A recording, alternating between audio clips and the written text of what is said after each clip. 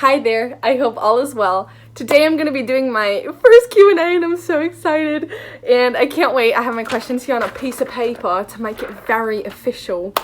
But before I start, I just want to show at least someone because I'm so proud of it. I made my first skirt.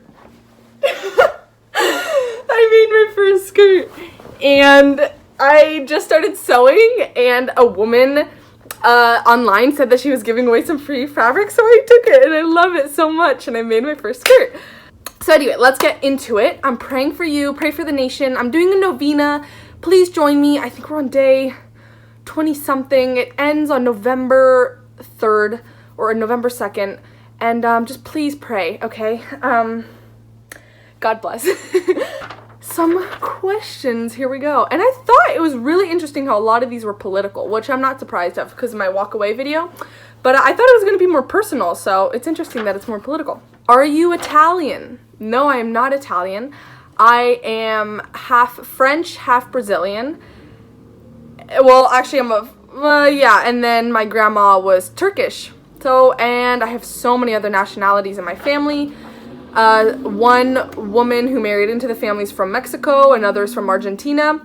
So I'm actually just the firstborn American, I'm not an immigrant. I'm a first generation student, I guess, kid, and I'm very proud to be the first American born in my entire family line. Now that you're starting to see the channel grow and your influence start to expand, how has your goals changed for this format? Where do you plan to take this now? So yeah, it was really shocking to see how popular my walk away video was and how much it resonated with a lot of people, especially young people. But for me, my goals I don't think are gonna change. It's still gonna be about me and my faith and my weird life. And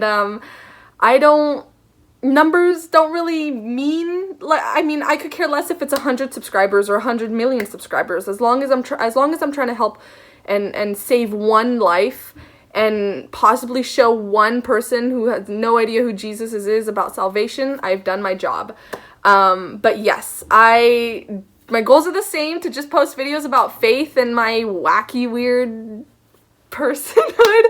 And where do I plan to take this forward? No real big goal. I'm not trying to use YouTube as a form of making money. I just really want to keep this as a fun channel. And the reason why I don't want to make money is because I don't think it's right I just don't feel right kind of selling my faith, if that makes sense. I don't want to spread the gospel and then make money from that. So I think if I were to ever make money from YouTube, I would divide it into charities, into the church, into so many other things besides my pocket, because I just don't think that's right. Thank you for your walk away video. Oh, you're welcome. It really inspired me. Oh, you're so sweet. Do you think that the liberals are too far brainwashed to be convinced that they're just being puppets by their leaders? Well, I wouldn't necessarily say they're puppets by their leaders. I mean, that's kind of I don't know. I wouldn't really have worded it like that. I'm not too sure. I think a lot of the times it's just a lack of inexperience that young people have, so they don't really understand the gravity of what it means to be political, and I'm still trying to figure that out. I'm no expert, but when it comes to I think there's a lot of influence from the media that they don't realize, and that was one of the biggest things that I took away when I walked away, was how much the only thing that was giving me information were these liberal news medias, and I didn't realize that until after. But thank you so much for commenting about saying thank you. That's so sweet. And what reaction have your friends and peers had to your change of mind? So the reason why I was so nervous for that video, and still am, is because nobody I knew, except for one person, knew I was voting for Trump. So nobody in my family knew at that point. None of my friends except for my best friend knew. So I was very scared that so once I was opening my voice into that video, it would be open to anyone. I mean, my uncle could find the video, a professor could find the video, whoever can find the video. So I was very terrified of that and having it kind of backfire on me, because I've known many people who have been harassed online for being conservative. But God said, fear not, 365 times a day. 365 times in the Bible. which is kind of once a day. So I wasn't going to fear, and I was so close to not clicking the post button, but I said, you know what? No, I can't let other people dictate my feelings and my voice, and once I let myself become silenced, that's the end of the game. That's how you lose. So you need to vote, and it's your civic duty to vote and to voice your opinion. It's what keeps a democracy strong. I've just learned this. I'm taking government again.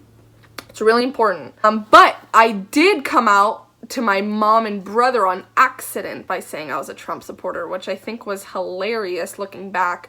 We were at dinner and my brother and my mom were just eating there, and we don't really talk politics in my house that much. And when we do, it's just, oh, Trump did this, oh, Biden did this, or oh, this happened, and we're like, oh, okay, cool, I guess. And so someone said something about yeah, I don't know anyone who's voting for Trump around here. And I said, I am. And I literally covered my mouth. I went, and my heart was racing so, like, fast after that, because I thought, here we go. I'm done. I'm getting kicked out. No, but I was very nervous after that and scared what the reaction was going to be, and it was very silent. And then my mom was like, no, you're just kidding, right? I was like, no, I'm voting for him. And she was very shocked. And I was like, you know what, Mom? I know you may think differently of me, and you can lose all respect you have for me, but this is my decision, and I've been thinking about it for a while, and that's what I'm going to be doing. Do you think differently of me? You know, has anything changed? She's like, oh my gosh, of course not. You're still my little poopy butt, you know? You're still my little daughter. Of course, there's nothing going to change. So I was very relieved by that, but nobody else in my family knows, not even my dad, because he's on a trip right now. And, but it was really nice to have my best friend be on board with it, because she, I think, is also going to be doing that. And, we are, like, the only conservatives that I know of in our past school. So, yeah, so at least I have one friend on board with it. Based on your walk away video, what's one piece of advice you would have given to a younger you to have a less ideological mindset? There's a guy outside. Okay. Example, the worldview that was provided to you by your surroundings. Like, yeah, okay, keep up the awesome videos. Aw, thanks. Okay, so I have 2 pieces of advice for young people. And if I could target the younger self, I would target my 8th grade self going into high school, like the summer of. My 2 pieces of advice would be, question every single thing that your teachers teach you. Call them out. Question. I mean, don't call them out and be like, you're wrong, but call them out by being curious. Why did she say that? Why did he say that? You need to start forming your own ideas instead of letting the ideas form you. And that's what happened to me, unfortunately. I wasn't prepared. I didn't know that my school was going to be such a political ground, and how fast I would be influenced by it. It was crazy how I just swallowed everything they gave me. That was the really shocking thing, is I had no grasp of my identity, and because there were politics in my school, I grasped onto that as my identity. So the first piece of information, question everything. Question your teachers, question what they teach you, question the people who come in to speak. Don't be necessarily rude about it, but don't be afraid to just clarify and ask and talk to your parents. Really talk to your parents and tell them what you're teaching them, because I think if I had told my mom this, I think she would have pulled me out of public school, seriously. And she is not an advocate for private school. She really wants her kids to go to public school. But so yeah, my second piece of advice is ask yourself, what values do you want to go to going into high school? Or going into middle school, if you're going to middle school, or college. What values do you want to take out of the 4 years? So for me, my values that I was in 8th grade and I was talking to myself and thinking about what, you know, wow, a big change is going to happen. What do I want by the end of these 4 years? So for me, it was to be baptized. That was my goal. I wanted to be baptized as a teenager in high school, to be close to God, to keep myself away from the possibility of boys and kind of and stuff like that. I knew, seeing how it was, I just didn't want to be a part of that. I made a promise, and I just told myself that by the end of these 4 years, I still want to keep that promise. I'm not going to say what that promise is, but keep your values aligned. I wanted to be a happy girl by the end of 4 years, and luckily that happened. What did you study in college? Best of luck on becoming a teacher. I think it'd be perfect. Thank you so much. That's so sweet. Well, actually, I'm in college. I'm a freshman in college, and I am studying mathematics because that is my favorite subject. It always has been, probably always will be. And the next question is, what are you interested in studying in career goals? So, for my career, I kind of have it all planned out. So I'm going to community college right now for 2 years, just to knock off my GEs and maybe some major classes. And then I want to transfer to a UC, hopefully Berkeley or LA. Those are my goals. And then after those 2 years in a UC, there's the Harvard School of Education or something like that. And that's where I want to get my credentials. But if not, I can just go to my local university and get my credentials there to be a teacher. And I want to be an elementary school teacher, specifically with the younger ones. I don't know why. I work better with the really young ones instead of the older, like, 5th graders. And at my work, I'm a childcare worker. I just see that I have more reciprocation, really good at talking to the little ones and getting things through, if that makes sense. And we get along, and I know the strategies that work with little kids. So yes, I want to be a kindergarten teacher, maybe 1st grade teacher, I don't know. But since I also have a mathematics degree, or will be having a mathematics degree, I also wouldn't mind being a high school teacher to teach math. I really like algebra and trigonometry and pre-calculus. Is everyone in your family and friends sharing the same political views as you, and how are you discussing them? No, not a single person in my entire family shares the same political views as me, and we don't really discuss them. My family's not very political. We don't really talk about politics at all. I think it's just because my parents are so busy with work that we just never have an opportunity to talk about politics. I'm very politically inclined. I'm always watching American politics, just because, I don't know, I'm 18, I'm now a part of the adult world, and I want to keep myself engaged and up to date with the current news. But yes, it's very hard when I talk about politics to not my nuclear family, but my other family, like aunts and uncles, because they're very against Trump, and they criticize people who vote for Trump, so I just keep silent when I'm talking with them. I just agree with them dumbly, you know, I'm like, oh yeah, which is kind of difficult, but I didn't want to ruin any relationships. I didn't think that my opinion was worth ruining a relationship when I could just voice my opinion through my civic duty of voting.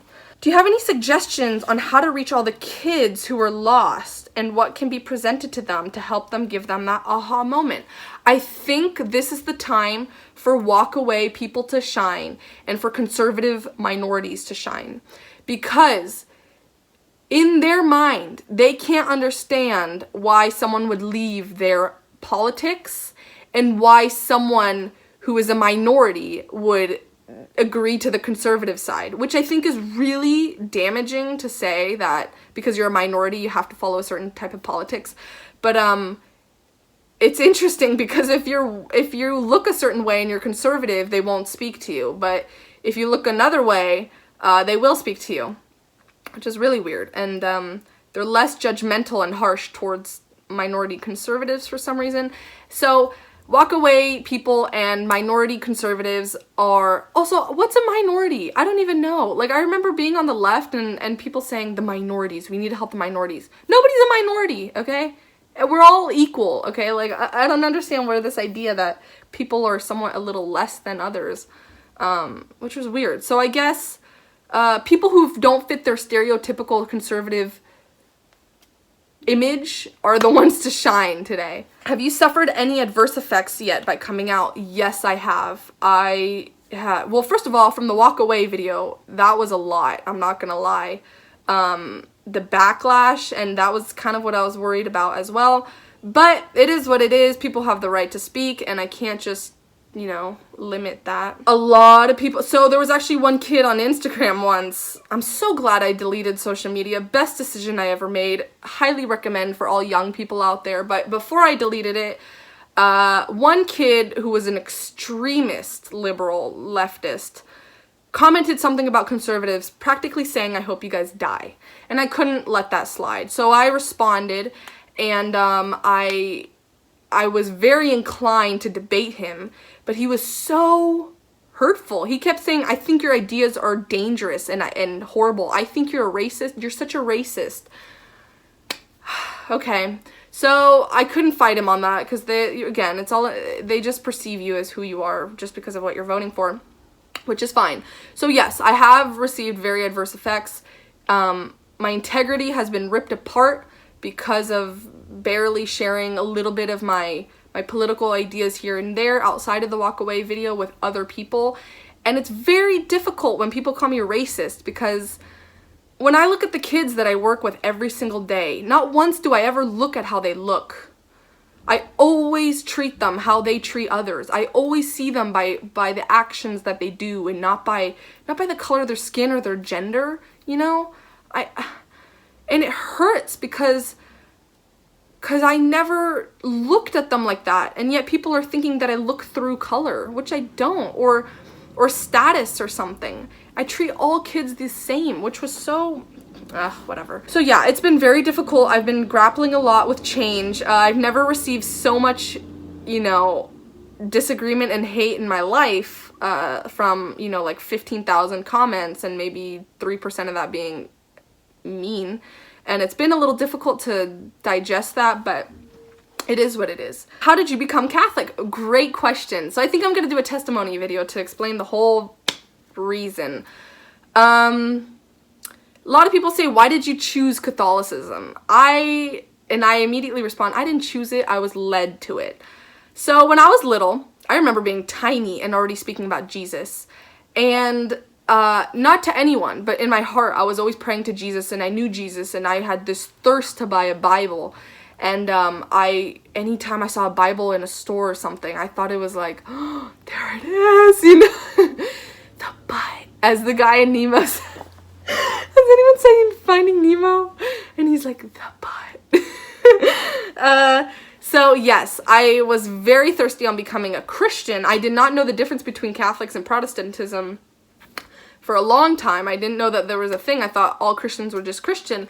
And then I grew up and I went to my first mass unknowingly. I could have gone to the Lutheran church, which was 2 minutes by my house, but instead I went to the Catholic church, which was 15 minutes by my house.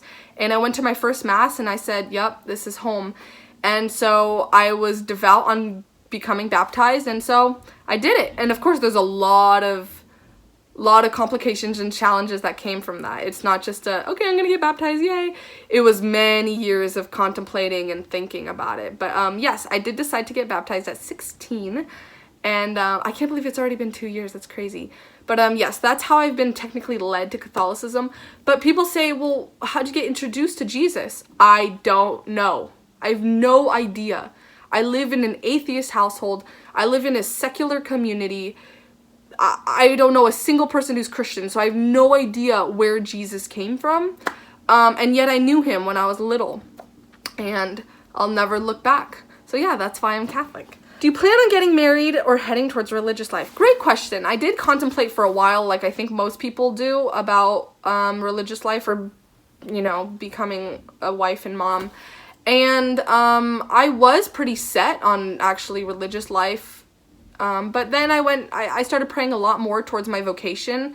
And once I got my job working with kids, I realized, no, I'm gonna be a mom. There's no doubt.